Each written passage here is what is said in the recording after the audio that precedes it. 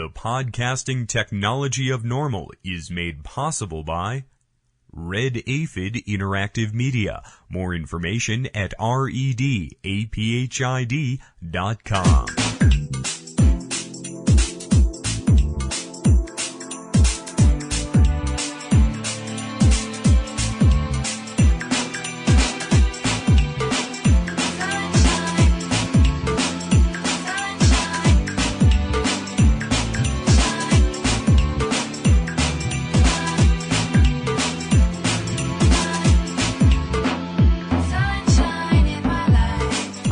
And distributed by the National Organization for the Reform of Marijuana Laws in Washington, D.C. This is your daily audio stash, the growing truth about cannabis. Welcome to the most popular audio podcast regarding marijuana in all of America and all the world, featuring interviews with scientists, politicians, doctors, prohibition policy activists, regular cannabis consumers, musicians, and NORML staff and NORML's board of directors, along with music and comedy no other podcast can offer. You can always find out more about the show at our website, NORMLAudiostash.com. We're ending marijuana prohibition with education, one listener at a time.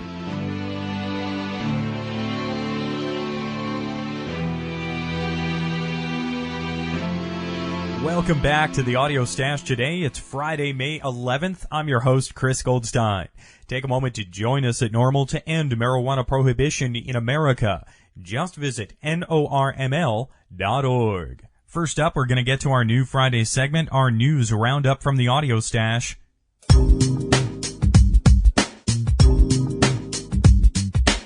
The Audio Stash Marijuana News Roundup for May 11th, 2007. First this week, we have disappointing breaking news from Springfield, Illinois. On Thursday evening, the Illinois Senate narrowly rejected proposed medical marijuana legislation, Senate Bill 650. Senators killed the measure by a vote of 29 to 22. Only one Republican, Senator Dave Sniverson of Rockford, voted for the bill, while 21 of the 37 Democrats voted for it. Health organizations such as the Illinois Nurses Association and the Chicago AIDS Foundation backed the measure, as well as numerous state doctors, attorneys, and local clergy. Testifying in support of the bill earlier this year, NORML senior policy analyst Paul Armentano said, quote, "The goal of Senate Bill 650 is to protect patients and doctors who recognize that cannabis has medical utility and uphold the sanctity and privacy of the doctor-patient relationship. State laws already allow the medical use of many controlled substances, such as cocaine and morphine, which can be abused in a non-medical setting.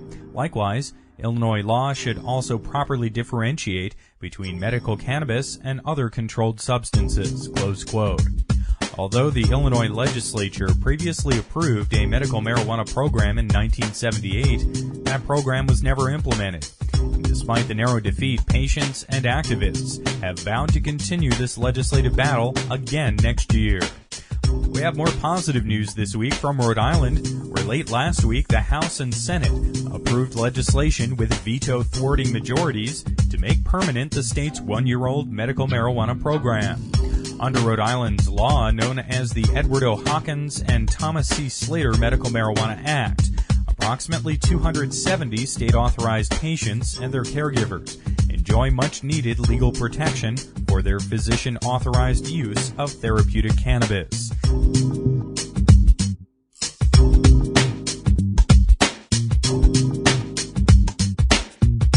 In legal news this week, two individuals who recently appeared here as guests on the Audio Stash made headlines.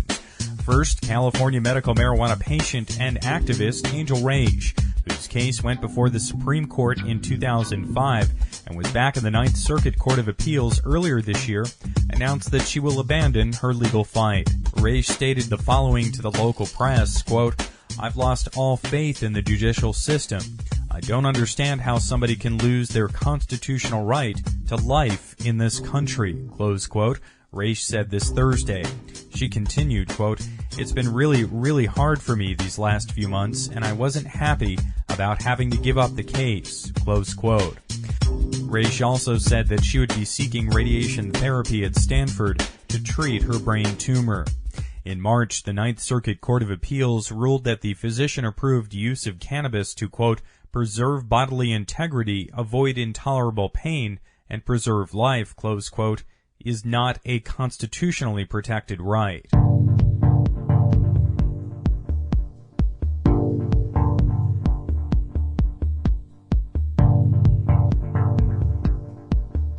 Another high-profile case, that of author and cultivation expert Ed Rosenthal, continues to move forward in California.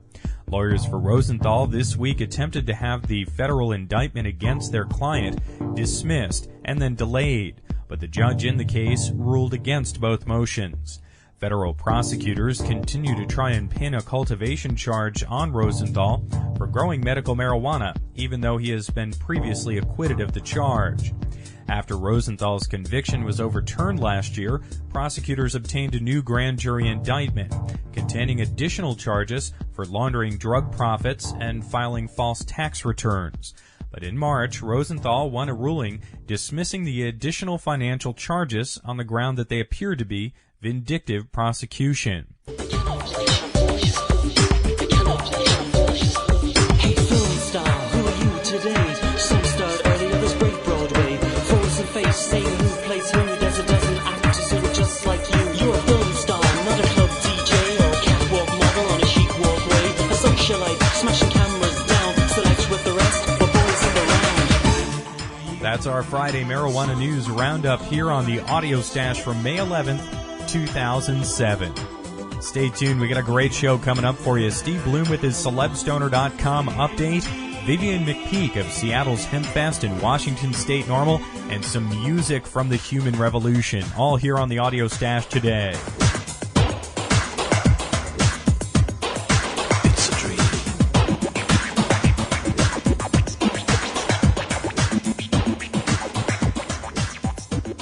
Next up today, it's time to check in with Steve Bloom of CelebStoner.com. Find out about all the famous folk who enjoy a toke out there.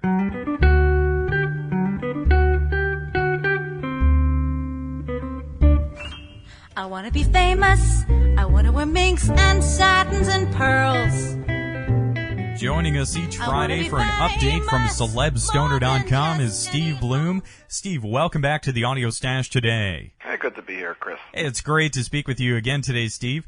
Now, right on the front page of CelebStoner.com is the buzz maker and buzz catcher herself, Paris Hilton, and she was out with the other stoner starlets at a California music festival a couple of weeks back. Tell us about that. Yeah, there was the Coachella Music Festival at the end of April. While I was at Jazz Fest in New Orleans, the rock world focused on the Coachella Festival at Palm Springs, California, and it's a big festival there every year. And since it's so close to LA, a lot of the stoner starlets came out. There were photos and stories about Cameron Diaz, Drew Barrymore, Misha Barton, all our favorites who've recently had photos of them smoking marijuana. And Paris Hilton was there as well. And a photo popped up on the web a couple of days ago of Paris puffing at Coachella, and it's interesting because Paris was just sentenced to 45 days for her various driving infractions, and we'll see if she actually really goes to jail for that. But this is about a week before that. So the point I like to make about Paris Hilton, a lot of people sort of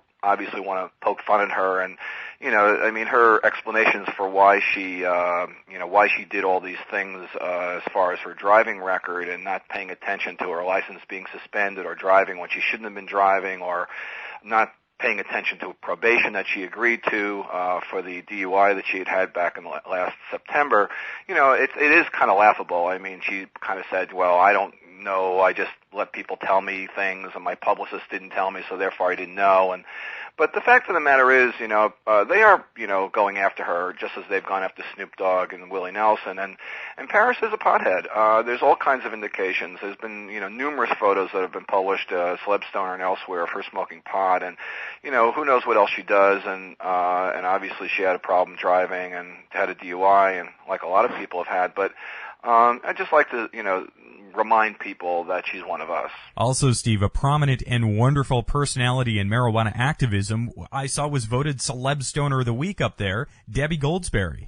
Yeah, Debbie is the first activist top celeb stoner. Now, as people may know by coming to the site, we vote, have a poll, who should be the next top celeb stoner.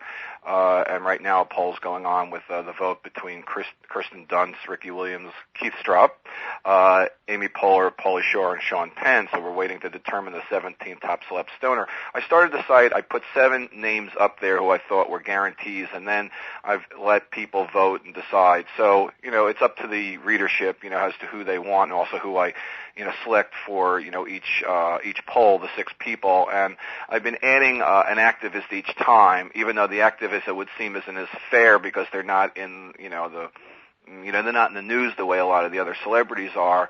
I've had Alan St. Pierre, who came close to winning, but he got knocked off by Cameron Diaz, and now I have Keith, and I put Debbie up there. I've known Debbie a long time. Sort of both of us came up in the marijuana movement together. When I started at High Times in the late 80s, Debbie was just starting her activism. She had gone to school at the University of Illinois, and she went on the hemp tour that was popular back then when Jack Herer was healthy, and he was promoting his book, The Emperor Wears No Clothes, and he had a bunch of people who he would tour around with, and they'd set up little vending tables, and Debbie joined with Jack and another activist out in the Midwest, Ben Maisel, and they all kind of coordinated these stops at campuses around the Midwest, and that's how Debbie got involved. And at the time, to be honest, NORML wasn't where it's at right now. NORML was in a little bit of a lull in terms of leadership, and so it was before Keith Strupp came back, and of course before Alan St. Pierre took over as the executive director.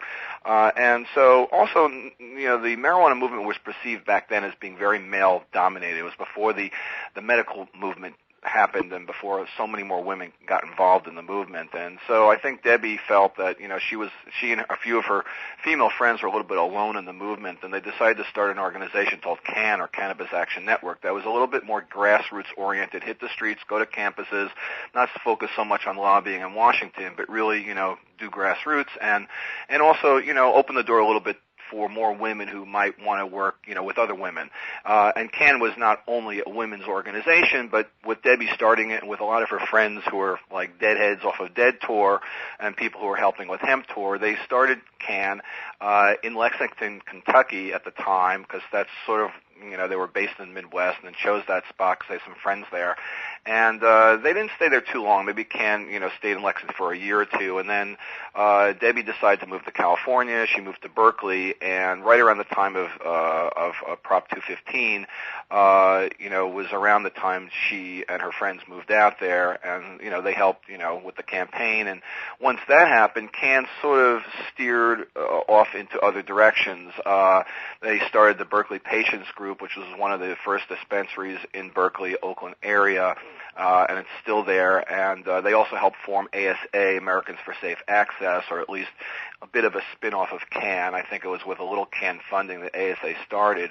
And now they've moved down to L.A., and they've started a couple of dispensaries down there. So, Debbie's, a very important player in the marijuana legalization movement. And so it turns out that, she was on the poll, and she narrowly defeated Marlon Wayans, which is a funny,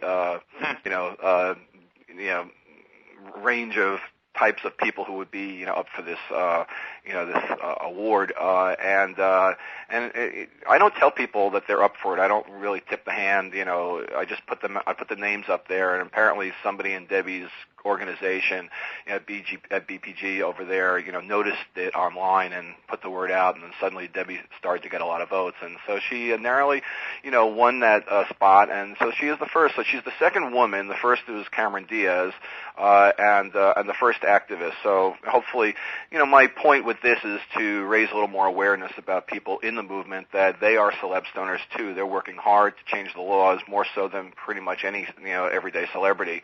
So that's really that's why I'm so happy. Besides being a personal friend of Debbie Goldsberry, that's really why I'm so happy that she was elected to this prestigious position. And in stoner sports news, Steve, I see the High Times Bong Hitters had a strong start to the softball season this year.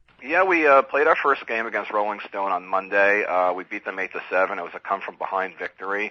We were down 7-2, and we came back and scored 4 runs in the bottom of the 7th, which is the last inning in softball. At the beginning of our lengthy season, we've been playing since 1991. We kind of consider ourselves the legendary High Times bong hitters. A lot of articles have been written about us in the past. I think the media always finds it interesting that a bunch of stoners can go out there and not only play softball but play it well. And we have, over the years, we've won about 75% of our games, which is pretty darn good in sports to be at that level. And so we're tough. We have a lot of players. We have a lot of enthusiasm. It's a mixture of friends and people who work for the company and friends of friends and people. And we came out with 25 players. Rolling Stone had 11. Rolling Stone doesn't play as regularly as we do, but we just have so much enthusiasm, especially for the opening game. So that was fun. What's different this year is that we're starting our own league, which we haven't had in the past, and everybody always says, well, do you guys play in a league, or who do you play? And we say, well, we play other publishing and media teams in New York, and so a group of us, 6 of us, High Times included, decided to set up a league called the New York Media Softball League this season, and it's really among the teams that have it together to get permits from the City of New York, from the Parks Department, so that we can play games, officially and legally on the fields. We play in Central Park, and so it's High Times, Wall Street Journal, WNYC Radio, Business Week, DC Comics, and Trader Monthly.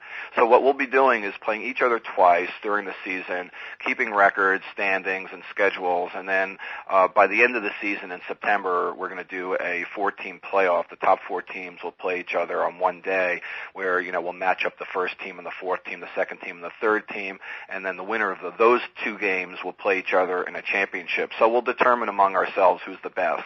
We also play teams like the Onion and Vanity Fair, the New Yorker, the Nation, and other teams that aren't in the league, and some chose not to be in, and others don't have the fields to be in the league. But the distinction with the league is it's a little more serious. It's umpired games. Some teams don't like to play with umpires. They don't feel that it's maybe they don't pitch as well or something like that, or they think it's a little too serious. But we've been playing for so long, we found that umpiring is really essential. So you don't have squabbles, and keep things friendly. Let the umpire make the decision. Don't argue about things among yourselves, and it also speeds the game along a lot. So we just love playing. It's just a lot of fun. It also connects us with the media. Interestingly, 3 of the teams that we play in our league are business related, and people always get a kick out of High Times playing Wall Street Journal, seeing us as being kind of diametrically opposed. And early on, when we started playing them, there was a little friction and tension between the 2 teams. They actually roasted us online on Gawker one time a few years ago, and made fun of us and said that we treated every game like an ideological battle, and and they called us morons and all that kind of stuff. But all that's over, and now we're all friends, and it's competitive, but it should be friendly. We don't treat games as ideological battles. Although I do recall a couple of times at High Times, we got the word from above, like, you better beat Wall Street Journal. The same thing happens with them, because they've lost to us, and then there was one time they lost about 2 times in a row, and they did everything possible to win the 3rd game, because they just could not go back to the office and say they lost to High Times again. So, it's a little embarrassing, more for them than it would be, I presume, for us, And a famous hardball player who's had some legal run-ins over marijuana in the past was caught again with marijuana recently. That's Orlando Cepeda. Yeah, the Baby Bull. This is a really famous baseball player, Orlando Cepeda. He's a Hall of Famer. He was the National League's Rookie of the Year in 1958 when he came up with the San Francisco Giants. And he played for 17 years in baseball, had a great record, almost hit 400 lifetime home runs, almost batted 300 lifetime, very close to both. I think about 379 home runs, batted 297, and just one of the great players, really, in baseball history during the era of Willie Mays and Willie McCovey, when the Giants were really a great team back in the early 60s. And after he moved around and played for various teams and finally finished his career in 1974, Cepeda, who is from Puerto Rico, went back home, and he smuggled some marijuana into Puerto Rico, or attempted to, and he got caught at the airport. Apparently it was a lot. I really haven't been able to pin down the exact amount that it was back then, but it was enough to put him in jail for 10 months. So he did a 10-month jail sentence in 1975, and that prevented him from being elected to the Hall of Fame for many years. They passed him over because, they felt that he had a bad reputation of, being a drug user and being a jailbird. So the Hall of Fame in baseball has a way of getting people in if you're not elected by the media. There's a veterans committee that votes in, some of the neglected players that have a hard time getting in. And so in 1999, Cepeda was elected to the Hall of Fame. Well, as it turns out, just last week he was driving north of San Francisco in the sort of Napa Valley area. He was, flagged for speeding, pulled over. They must have smelled some marijuana. Maybe he was smoking in the car. There was a search. They found pot. They also found a white substance that's been undetermined and a syringe, which is the negative side of this story. But, it's negative altogether that he was arrested. But, it was kind of ironic all these years later that this guy, who had spent time in jail and is now 69 years old, was arrested in California. So sort of a sad day for Cepeda, that he should be in the news for that. He works in community liaison for the Giants, and I hope it doesn't jeopardize his job, but it might, because they may not think it's the best message to bring across. But in California, maybe these days it's not as alarming. When you get arrested for marijuana, yes, you get arrested, but hopefully it'll be dismissed, or they won't, and hopefully the powdered substance they found was something of that's not a drug or whatever. It's just something that they thought was a drug. So who knows, exactly what was going on there. But yeah, the great Orlando Cepeda, he's facing charges once again. Well, hopefully the white powder was just some Splenda, and being part of a team there in San Francisco, one of the most progressive cities in the world in regards to marijuana, won't look too unkindly on his recent run-in. Well, Steve, it's always great to have you here on the program Fridays for our Celeb Stoner Update. That's here today. Thanks for having me. Oh, thanks again, Steve. Steve Bloom is the man who knows all the famous folks who enjoy a toke. You can read all about it up on the website, celebstoner.com. What's up, guys? This is Miss High Times 2007, and you're chilling with us here at the NORML Podcast. Next up on the Audio Stash today, we're going to talk about the biggest hemp festival and marijuana reform rally in the country. And that is, of course, Seattle's Hemp Fest. The event takes place every August on the pier at Myrtle Edwards Park in Seattle and draws hundreds of thousands of people in for music, speakers, and a rally for marijuana and hemp reform. HempFest is also the largest single event that takes place in Seattle overall each year, contributing millions to the local economy. But even though it's responsible for an annual economic boom to the area, HempFest organizers have a nearly annual battle to obtain the permits necessary to hold the event. Joining us today to talk about what's going on for HempFest right now as they plan their permits is Vivian McPeak of Washington State NORML and the organizer of HempFest. Vivian, welcome back to the Audio Stash today. Thanks a lot, Chris. Great to be here. Yeah, it's great to speak with you again, Vivian. Now, each year, HempFest has to wrangle over the permits for the event, and I understand it's gotten a bit more contentious this year because of some physical changes to the park. Really ramped up in this last year in that regard. As you know, Chris, last year, HempFest was operating in kind of a little bit of a construction area in the entrance of the park. A very powerful institution, the Seattle Art Museum, was building a large development project called the Olympic Sculpture Park, which in many ways is a very positive addition to the downtown retail core there by where HempFest takes place at Myrtle Edwards Park. But when we saw the plans last year, before the thing was built, we noticed that the entranceway that they were building at the south end of the park, which has traditionally been where the majority of attendees come in through, was quite a bit narrower than anything that had been there before, and we raised some serious concerns with our contention that it just wasn't safe for the amount of crowds that we're bringing in. And it's public. It's a public park on public land.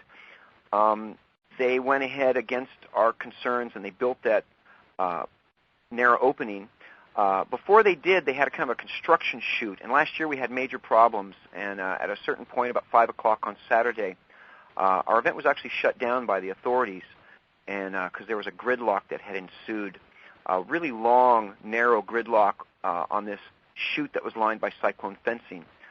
We took evasive emergency maneuvers, and we cut the bolts on the fence, removed the fence ourselves, kind of widening the area and allowing for relief of the congestion. Our event was reopened to the public, and then we had a historic meeting with police and fire and port police and medical services that night in our main stage area in the backstage, discussing ways to make it safe for the following day, Sunday. We did some kind of minor modifications of that area on Sunday morning, and our event went real smoothly. We kind of felt vindicated over our many months of calling out to everybody that we could that we didn't think it was going to be usable, wasn't going to be that safe. And what we have now is we've got a situation where they've finished the project, and it's basically about the same width as it was during the construction phase. But coming back and kind of licking our wounds and taking another look at the whole layout of the park, we identified that we could just use a stairway and rampway that has been built into the Olympic Sculpture Park to kind of separate the ingress from the egress, the people coming in from going out.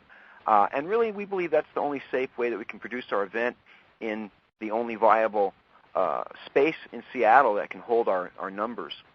Unfortunately, the Seattle Art Museum apparently just plain doesn't want to work with HempFest. Our experience has been from the very get-go that they just aren't open to working with us in any way, shape, or form.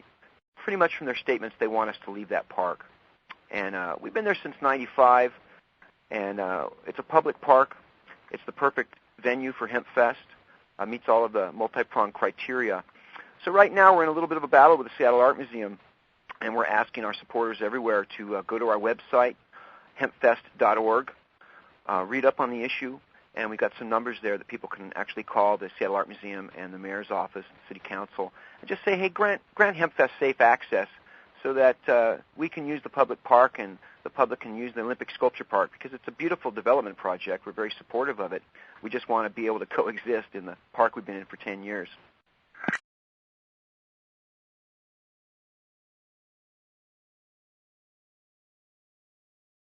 It's a private nonprofit. Vivian, is the Seattle Art Museum, is that a city project or is it a private nonprofit? Cooperative venture with this public land. And the Art Museum has built their huge development project on some public land adjacent to the park. So there's a little bit of dispute over who rules that stairway. And we're really waiting to hear back from the city whether the city feels that they have jurisdiction over it or whether SAM does.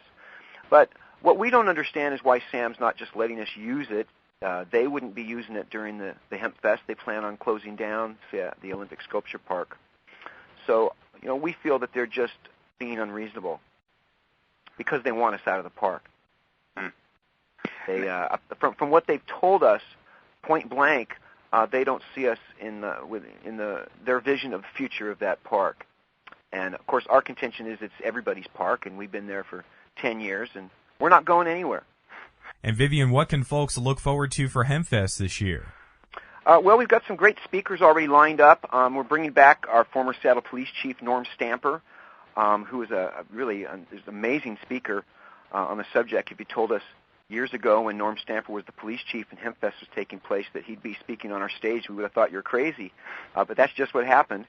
And we're also bringing back Rick Steves, television and travel host and really a great author and an amazing, really a surprising voice on the subject. And we've got Pato Bonton, who's an amazing reggae act coming this year, probably the most positive reggae act on a national level. So we're really putting together a great HempFest for everybody this year. So the best way we can all get behind HempFest to make sure the event goes forward in its traditional venue here is for everyone listening today to make a call to the Seattle Art Museum or the Seattle Mayor's Office and show support for HempFest. That's right, Chris. And of course we ask that people be absolutely, categorically, people be polite and articulate, and read up a little bit on the issue before you call. But the phone numbers are on our website, and there's really the whole story of what's going on is on there. It's kind of expanding and growing by the day, and everybody can find that at http://www.hempfest.org. Right on, Vivian. We'll have links to HempFest on our website today at normalaudiostash.com, and I'm looking forward to having you back on the program to promote the event as we get closer here. So many thanks for taking time to join us here today. Hey, I love these podcasts, and I'm honored to be in one of them. Right on, Vivian. Many thanks again. All right, take care. Vivian McPeak is with Washington State NORML. He's the organizer for Seattle's HempFest. You can link up to HempFest on our website today at normalaudiostash.com. And let's round out this great Friday audio stash today with some music from the Human Revolution. This is their track, Tree of Life. We have links to the Human Revolution up on our website today at normalaudiostash.com.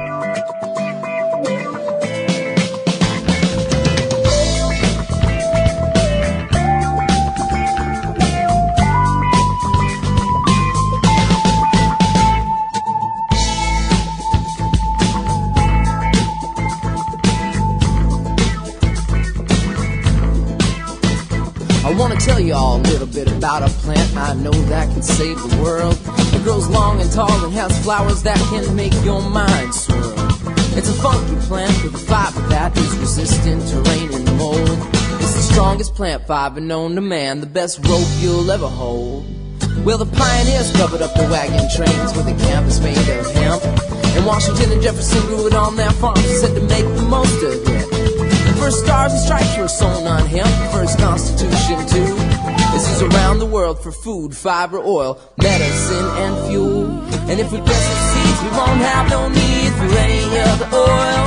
We can make paints and inks, or run our car, we'll go back next season. It'll fix the soil, the most nutritious seed we can put in our mouth with omega-6 and 3. We can feed the world with the tree of life and live sustainably. But if we cut down all the trees, we won't have nowhere to breathe. We'll grow fields of hemp instead. We can make our paper, build a house from it. It's the God's plant growing wild and free, living the way that we ought to be. Gonna leave my children a better world than my ancestors left me. Whoa, whoa. La la la la la la la la la la. Whoa, whoa.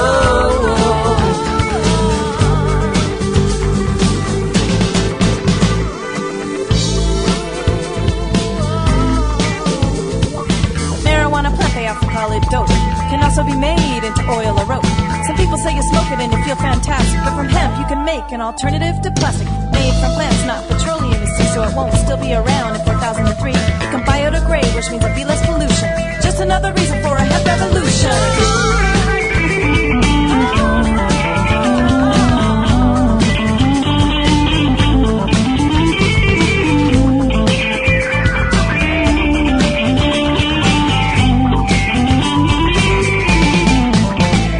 Well, the flowers of the female hemp plant make the best medicines on earth.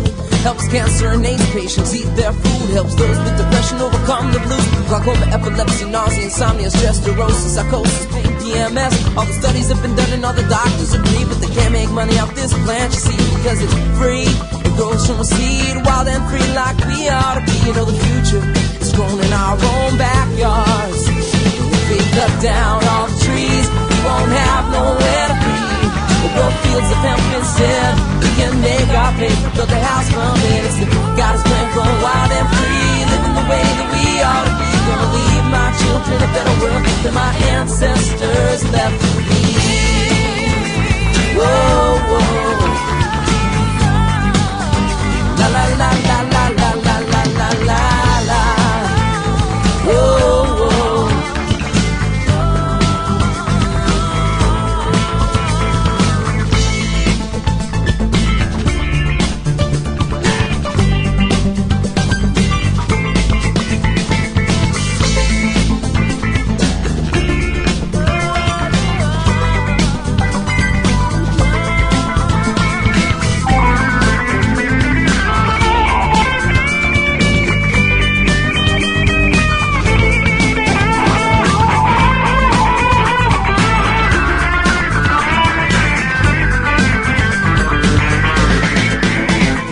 In the mid-1930s, it was $1 billion crop. With the invention of the quarter cutter, they could produce it non-stop. I done a smear campaign with Mexicans to blame. Started making people think it'll make your brain go pop.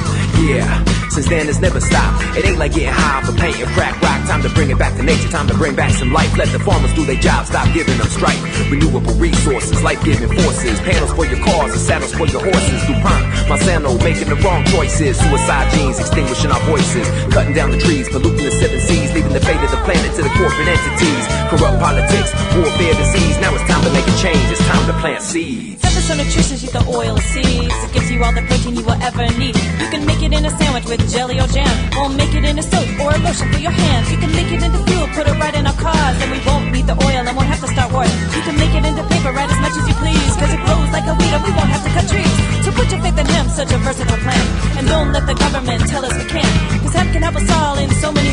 And it doesn't mean that we will all be living in a daze. Versatility, sustainability, look at history. It ain't no mystery, hemp for victory. If we cut down all the trees, we won't have nowhere to breathe. We'll go fields of hemp instead. We can make our paper, build a house from it. It's the good God's plan, grow wild and free. Living the way that we ought to be. Gonna leave my children a better world than my ancestors left me. Whoa, whoa.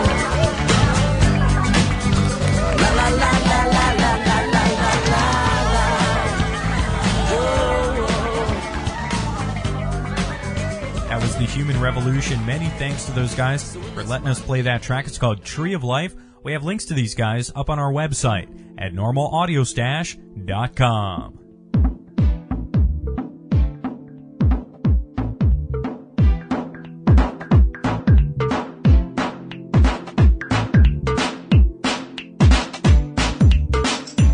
You've been listening to NORML's Daily Audio Stash, the growing truth about cannabis.